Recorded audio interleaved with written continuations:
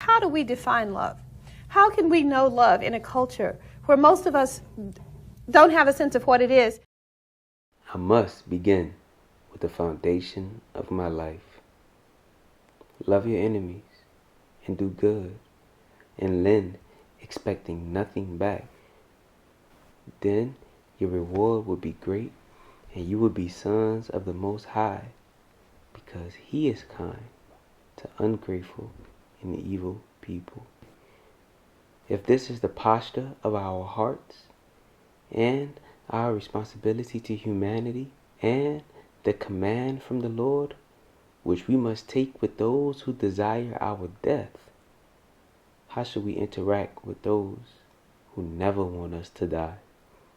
I hope the soberness of that thought chills you like a frosty autumn morning. If you don't understand that, it's only because you don't want to. May your conscience sting you until you desire to know. Next, I will attempt to persuade the heart through practical advice. I start with a quote that will set the atmosphere of expectation.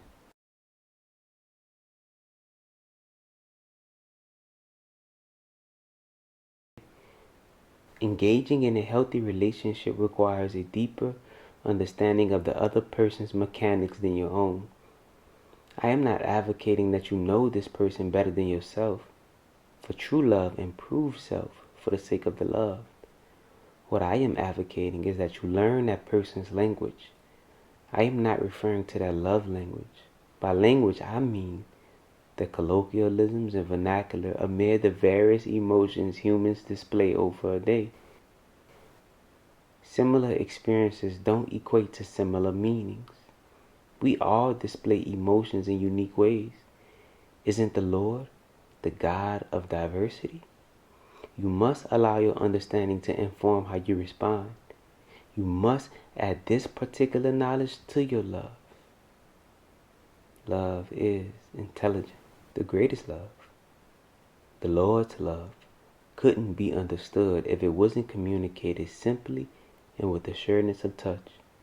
Haven't you read that on the day of Pentecost, all the men astonishingly claimed, "We had the gospel in our own language"? How many people reject Him because they just don't understand? Follow the Lord's example and speak coherently. Devote yourself to learning your beloved's language. Again, I am not referring to the shallow love language which constricts our humanity. Rather, learn the definition of love. When He says, "I love you," what does He mean? When He says He needs space, what does that mean? Don't force Him to speak your language. Would you stoop to the level of our fiendish colonizers? Are you a smaller version of America, or an island formed from an unknown volcano in the purest water? Maybe even the same waters Jesus was baptized in. Can you humble yourself for the sake of the beloved? Will you? To go another day with the same heart's posture reveals that it is not that you can't, but that you won't. And then we will need to have another conversation, because loving in this way is reserved for people who think like adults. Being in love is a good thing, but it is not the best thing. There are many things below it, but there are also things above it. You cannot make it the basis of a whole life. It is a noble feeling, but it is still a feeling.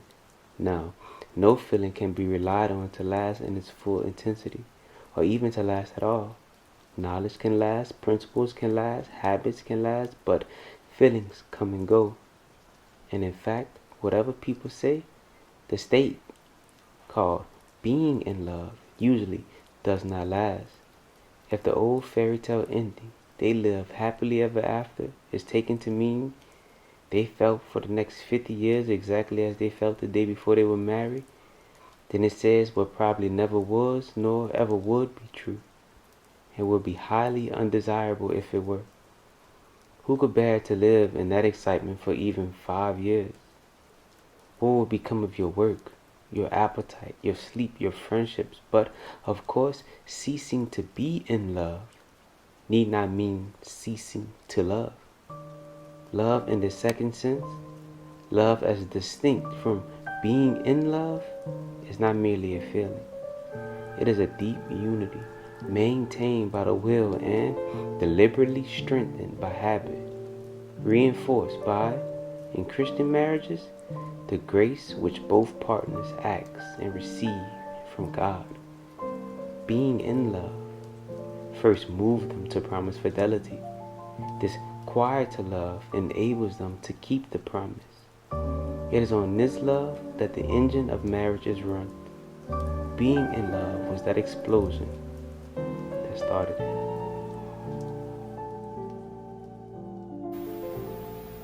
Love has never been a popular movement, and no one's ever wanted really to be free.